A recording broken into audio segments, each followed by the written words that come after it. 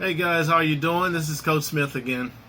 I wanted to touch base with you going into I believe this is our 5th week of school, albeit virtual, but hopefully it's been beneficial to you all.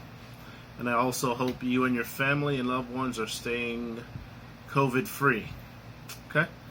I wanted to talk about some of the assignments that I posted on Google Classroom. I've been getting quite a few questions, or at least one major question that keeps coming up. And that question was, what does making a paper airplane have to do with self-esteem? Okay? Kind of like the question, actually. I love the assignment that I gave you. Now let's see what this has to do with self-esteem. I must have read at least, you guys did a pretty good job of turning in that particular assignment too. I just want to go ahead and give you some thanks on that. I guarantee you I probably read at least 50 of your statements regarding the airplane assignment, and quite a few of you said that it did help to boost your self-esteem. So probably the people who had a question about what that had to do with self-esteem, they already had high self-esteem anyway. And an assignment like that might not be as beneficial as those who are still trying to find their way. Now, with the ones who already have a high self-esteem, they need to face more challenging assignments. Okay? Something that's going to challenge them so that, they already have that confidence going in anyway, so that they need a bigger challenge. But anyway, we can still use this particular assignment to help to boost your self-esteem. Let's go back and look at what self-esteem actually is. Self-esteem relates to the confidence you have in believing you can complete a task successfully. Okay? Confidence you have in believing you can complete a task successfully. For those of you who have low self-esteem, and you don't need to tell anybody how you feel because sometimes that can be embarrassing. Okay? So we just talk about it. But when you got the assignment, you had to make an airplane. Now, think about your reaction when you first heard that we're going to do this particular assignment. If right away the first thing that came to your mind is, I can't make no paper airplane, it ain't going to fly. If the first thing you did or heard right away it was something negative, then probably your self-esteem is challenged just a little bit. Okay? Now, if a person has positive self-esteem, two things can happen. They might either say, again, what do I have to make an airplane for? This is self-esteem. What's the relationship with that? They either said that, or they get excited and they're already starting to build this paper airplane in their minds because they're excited about it. They have confidence that they can do it, so they want to go ahead and do it. Okay? It's a fun assignment, so I'm going to get a grade for building an airplane? Yeah. Okay? So that's the difference. You analyze it yourself in that way. What can we do about this? Let's see. If you completed your airplane assignment and it did not go so well, if you have low self-esteem, you are probably blaming yourself. And that is the exact opposite of what you should do. Okay? My kids, and I know you guys have heard me say something about this before. My kids run track, and they are pretty good. My daughter is one who, if she doesn't do well, she'll take it hard. So one thing I taught her a couple of years ago is, don't ever blame yourself if you don't win a race or whatever the case is. Don't blame yourself.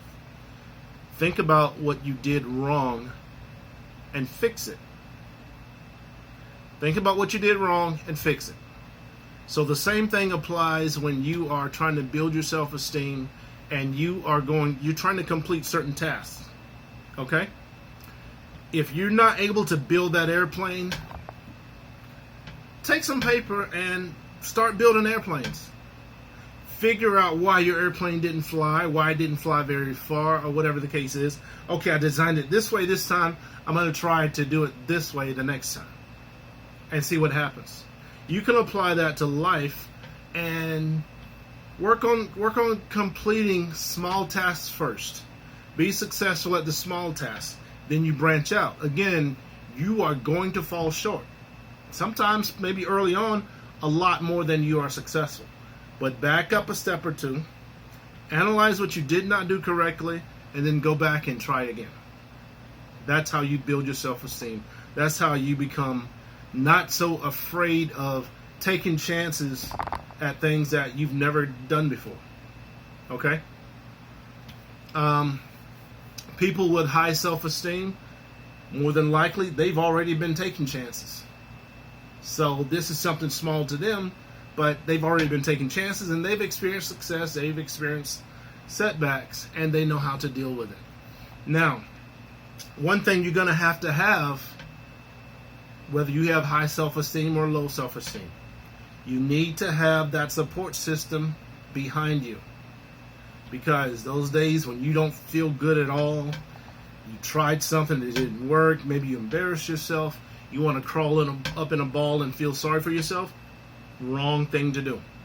That support system comes in behind you, and now that support system will tell you, and by support system, I mean it could be a friend, it could be a teacher, it could be a coach, your parents, an uncle, an aunt, whomever.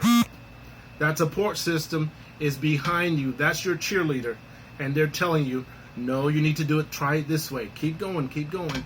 Even if you fail, they are there to pick you up and prop you up and get you ready for the next time, to urge you to do more. People with high self-esteem, probably that's how they got to where they are, and they already have that support system in place. Okay? In a sense, those people that cheerleader group behind you, they are pretty much role models. And whether you come from a single parent household, a two parent household, whatever the case, you have role models. Both of my parents were at home with me, but I can't say that my parents knew everything about everything that I needed to do some of the things I did. So my high school coach became my role model. And even after I graduated high school, finished whatever sport I was playing or whatever the case was, when I finished that particular sport, I started teaching, and he was still my role model. He's still my role model today, and I'm a little older. Okay? I can call him at any time, and he'll give me his advice. And that's what we kind of need at times. Whether, again, regardless of what your family makeup is, or if you have a role model, if you have that support system or not, if you don't have it, find it. Okay? If you don't have it, find it. I said something earlier about that little voice in your head that's talking you out of doing things. Now, the people who have high self-esteem, that voice is talking them into doing things, positive things. Okay? You've got to be able to control that little voice in your head. When that little voice in your head starts to speak negatively, then you need to shut that voice off, reprogram it so you're speaking positivity. So you have the belief that you can do these things. You just need to try them and have some confidence. If you're not successful, figure out how to fix it. Okay? That's how it all works.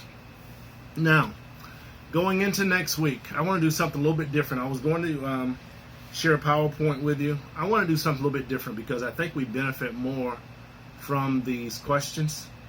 So I'm going to post a PowerPoint later, but I want to start off with you guys. I want you to write 10 questions and answers relating to self-esteem. Okay?